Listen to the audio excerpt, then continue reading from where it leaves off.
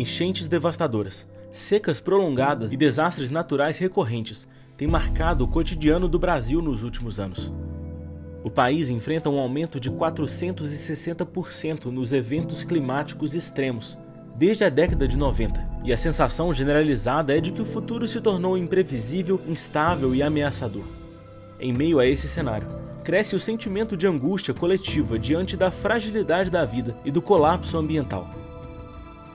A volta pessoal, histórica e visível de Jesus Cristo garante a consumação do reino e a restauração de toda a criação. Uma esperança que não legitima escapismo, mas inspira perseverança e urgência missionária aqui e agora. Se a Igreja brasileira crê que Cristo regressará para julgar e renovar todas as coisas, de que maneira essa esperança escatológica pode reordenar suas prioridades presentes, do anúncio do Evangelho ao enfrentamento das injustiças e catástrofes, de modo que a sociedade perceba em nosso testemunho um sinal vivo do reino que se aproxima? O que mais pode ser dito, gente? Eu aprendi tanto aqui e tanta coisa por fazer, não é? Tantas provocações, releituras, e talvez você esteja um pouco cansado como eu da viagem, de tudo isso, e da vida. A vida cansa, até descansar muito cansa. Eu tirei uns dias de folga, eu tentei não fazer nada e eu fiquei muito cansado disso. Então eu queria dizer uma coisa para você, e tantos aqui estão doando as suas vidas há não poucos dias, para que isso tudo se instaure e realize. Calma, Jesus vem, nosso rei virá, essa é a nossa esperança. Jesus está conosco, Ele está no meio de nós, mas o mistério da fé diz que breve virá. Então, meus irmãos, eu queria dizer para vocês que nós esperamos a vida de Cristo com as mãos sujas, mas com cabeças capazes de deitar em travesseiros também, porque nós não carregamos uma esperança inquieta. Sabe aquele tipo de inquietude que deixa as pessoas incapazes de ouvir, de prestar atenção, de ver as coisas como são? Isso não é bom. O jeito com que nós fazemos as coisas importa. Não dá para dizer assim: Jesus é bom, Ele nos ama, e Ele tem mensagem de paz. Ninguém vai acreditar nisso. Eu vou olhar e falar: eu não vou com você. Então, meus irmãos, nós esperamos a vida de Cristo, não com ansiedade e pressa no coração, mas com a esperança firme e serena. A pressa nos impede de ver os detalhes da vida. Com o carro a 150 por hora, você não percebe nada. Calma. Então, nós não precisamos ter uma urgência descontrolada. Não sei se de urgência é bom, mas está destruindo você está se tornando uma pregação daquilo que o Senhor não fará. Não dá para dizer que Deus é bom e você representar o contrário disso. Nós precisamos ser cheios do Senhor, do Espírito Santo, e fazer as coisas do jeito do reino de Deus, com esperança. Então, eu queria dizer primeiro para vocês que nós podemos sim, devemos arar a terra e ainda assim dormir em paz. Vivemos uma sociedade onde as pessoas não dormem em paz. Acho que seria um bom testemunho que o nosso discurso é verdadeiro.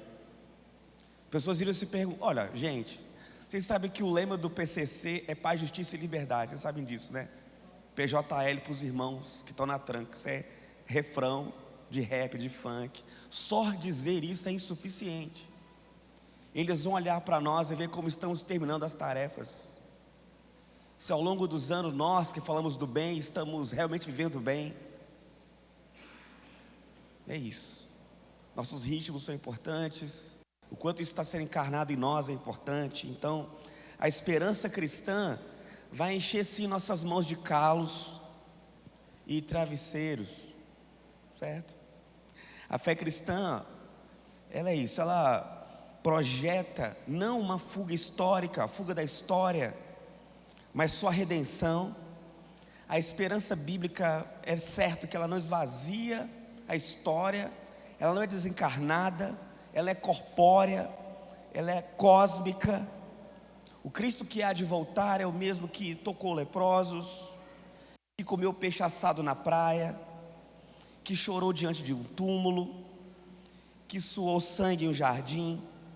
É o mesmo que ao voltar não virá apagar a terra e a história, mas restaurá-la, aquilo que ele já começou, e nós somos participantes. Isso é maravilhoso. Mas não podemos esquecer de uma coisa, meus irmãos, que Lausanne não teve coragem de dizer: que Cristo virá pessoalmente, visivelmente, e Ele vai consumar a tarefa toda. Cristo vai consumar tudo nele, e Ele trará salvação e juízo. Isso me dá muita paz. Jesus Cristo, quando chega nos lugares, depois de ressurreto, fala: a paz esteja convosco. Meus irmãos, é um contrafluxo do reino, missionários ansiosos e falando de justiça, sem paz nenhuma na alma. Isso não faz o menor sentido. Então, e é porque isso é verdade que não nos cabe viver a história como se estivéssemos condenando a história toda ao lixo. Isso é verdade. Mas nós fazemos agora, o que nós fazemos agora antecipa a criação de alguma forma. Então plantar, e eu amei ter plantas aqui, porque tem coisas que são assim, meus irmãos. Nós adoramos um Deus que é criador, e a natureza, o mundo como ele é feito, foi Deus que fez. É o que nós acreditamos, que esses pezinhos de alfaces, eles são criações de Deus. Deus gastou seu tempo de Deus criando pezinhos de alface. Mas por que tem um pé de alface aqui? Porque nós somos do Deus da Bíblia, ponto. Então plantar, regar, colher, devemos ter tempo para isso. Ensinar as crianças com paciência e calma, cuidar dos pobres, cantar canções, faremos hoje aqui, canções verdadeiras e bonitas que possamos dançar, recusar a mentira, cultivar a justiça, resistir os impérios, porque os cristãos são esses que olham e passeiam pelas ruas dos impérios e falam: nossa, que pena, em breve tudo isso vai ruir. Nós olhamos tiranos brilhosos desfilar e a gente fala: nossa, se você olhar bem, já verá os despojos ao seu redor. O cheiro de derrota é iminente. Todos os impérios vão ruir, meus irmãos. Os impérios e os tiranos que porventura te oprimem, e você, com o coração esperançoso, precisa acreditar: isso é só um momento. Um a um cairá, coroa a coroa caindo na frente do Rei Jesus. Essa é a nossa esperança, meus irmãos. Nós plantamos e cultivamos, mas sem pressa, por favor. Tenha tempo para os seus. Nós construímos tanto, fizemos tantas coisas e perdemos coisas importantes. Pastores perderam seus filhos. A gente fala tanto de reino de amigos, mas quais amigos? Os seus vizinhos contam? Ou só outros pastores que falam de reino de amigos? Os seus vizinhos contam. A gente fala tanto de mesa, mas a gente tem mesa no mundo inteiro, você sabe disso. Todos os bares têm mesa. É preciso que a gente saiba, a mesa que realmente importa é a de Cristo. Ela dá sentido para todas as outras. E nessa mesa nós somos alimentados já, e esperamos o Senhor, mas trabalhamos sem a idolatria da produtividade, sabe, de mostrar o currículo de gente enganjada no reino redentivo. Não precisa. O reino de Jesus é feito de muitas pessoas ilustres e anônimas. Talvez, meus irmãos, os melhores sermões foram pregados por pessoas que a gente desconhece, nunca saberá. Pessoas se esmeraram durante uma semana inteira para no domingo pregar para 4 pessoas, e o Senhor estava lá, e isso basta. O Senhor estava conosco, e Ele virá. Uma igreja que trabalha e que sabe dormir. Meus irmãos, a santidade nos que trabalham sem ansiedade, a beleza naqueles que sabem semear sem pressa, que plantam a semente e sabe que não terá sombra hoje, a sabedoria naqueles que sabem dormir em paz. Precisamos ser um amontoado de sábios. A igreja precisa produzir gente sábia, não que fala verdades maravilhosas sobre virtudes, com uma tremenda tolice no jeito de fazer as coisas. A igreja de Cristo precisa viver como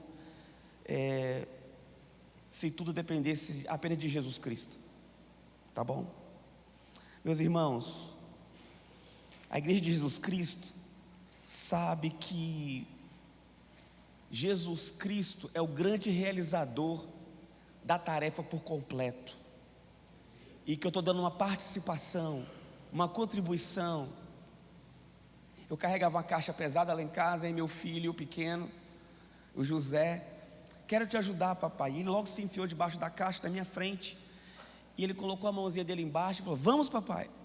Aí, para não cortar a onda dele, eu fui caminhando e minha coluna doeu, porque eu fiz o dobro do trabalho, e tendo que não pisar nele, não acelerar ele. E aí, no final da tarefa, ele falou assim: nós somos fortes, papai. Entendeu? Eu falei: nós somos, filho. Dei um abraço dele, foi maravilhoso. Mas ele deu muito trabalho. O peso ficou um pouco mais. É assim que nós participamos dessa contribuição. O Senhor não precisa de nenhum de nós, meus irmãos. Nós temos que ter um senso que, se tudo der certo, terminaremos numa cruz. E olha, eu tenho pensado muito esses dias, assim, como os velhos da igreja terminam. Os que terminam bem, terminam com Bíblias muito marcadas, muito tempo sozinho para orar mais e viver em paz. É isso. Eu espero que nós aprendamos isso, saber a hora de terminar em paz. Isso dirá muito sobre nós, se isso é verdade, se realmente fizemos o pacto. Então, meus irmãos, eu sei que Jesus Cristo conta conosco, mas é bom que a gente saiba o nosso lugar. Nós não somos o Messias, nós servimos o Messias. E o Rei vem, Jesus vem. É certo que Ele vem. E fala que Jesus Cristo virá visivelmente. Aprender a ver é uma tarefa de santidade. Ver amanhã. Tem gente que não sabe nem acordar e sentir o cheiro de Páscoa que vem com amanhã. Deus só inventou amanhã para que a gente pudesse amá-lo a partir das manhãs. Eu não sei nem o que é um amanhã, e eu quero ir para outro continente levar esse churume humano que eu me tornei. Não faz sentido isso, meus irmãos. É preciso aprender a usufruir das coisas que Deus nos deu, onde nós estamos. Então, é uma igreja que foi chamada para crer e também para ver o reino como uma semente, ver o sentido no cotidiano da vida, ver Cristo nos que sofrem, ver beleza no mundo onde todos veem banalidade, ver luz onde o mundo só vê trevas. Talvez, se tivermos olhos para ver, veremos sempre que as sarças sempre ardem, e Deus fala conosco por meio delas. E num tempo viciado, que vicia os olhos no espetáculo, onde a gente, é um paradoxo, nunca vimos tantas coisas e temos tão pouca visão, treinados pelo marketing, nessa economia da atenção, onde todos querem chamar atenção. Talvez nós também, talvez seria um testemunho nos calarmos um pouco também e confiar no Senhor, meus irmãos. A escatologia cristã real purifica os olhos. Para terminar, eu queria dizer que a escatologia no lugar certo, essa certeza de que nosso Senhor, nosso Rei, vem, nos livra do cinismo e das distrações.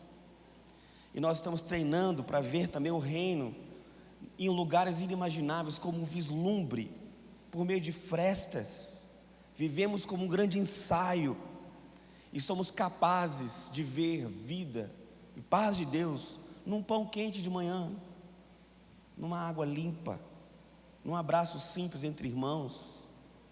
É isso, meus irmãos. Talvez é isso, uma brisa suave numa noite abafada e você, graças a Deus, eu amo meu Senhor. E olhar para a injustiça do mundo, aquela que eu não consigo resolver, e dizer, ainda bem que Ele vem. Aqueles que carregam, que tentam assim, olha, carregar a resolução do mundo nas costas vai esmagar você. Não faça isso. O Rei vem. Então, meus irmãos, alguns pensam assim, eu sei como resolver os problemas da igreja brasileira, mas ninguém quer me ouvir e fica angustiado. Não deixe as suas boas ideias matarem você. Descanse, meu irmão.